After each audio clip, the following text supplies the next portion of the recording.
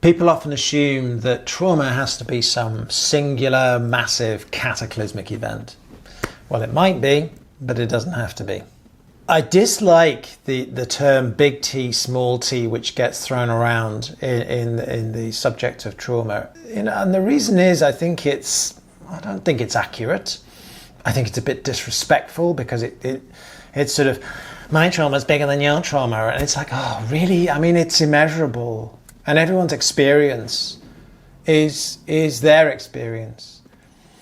We can't really measure pain on a 0 to 10 scale. I think it's a very crude measure, but it's so much more qualitative and rich than that.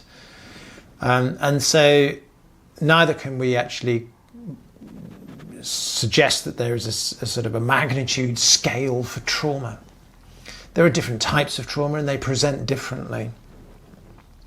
Of course, some traumatizing events could be very significant. If we're talking about natural disasters, war, atrocities, that is probably bigger. Might be bigger than a car accident. I mean, but it actually, not if you're the one sitting in a car feeling you're about to die. Or, not if you have some medical trauma that is also life-threatening. And developmental trauma, which might be ongoing, is sort of death by 1,000 cuts. So I don't think it's helpful to sort of try to put a magnitude on trauma at all. And I think it's disrespectful. But cumulative life traumas, small events, they will present differently, that is for sure.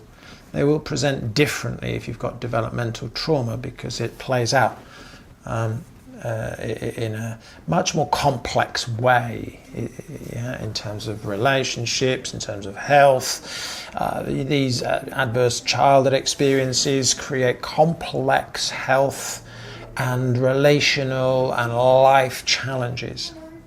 Whereas a singular event, car accident or something like that will give very significant impacts in the body, but they're usually a little easier to work with. They're usually less deeply entrenched within the nervous system because it's not a developmental pattern that we're talking about. So if you're watching this and thinking that your health condition doesn't have anything to do with trauma because you haven't experienced something of great magnitude, then maybe think again, because it might just be at the very roots of your complex chronic health issues.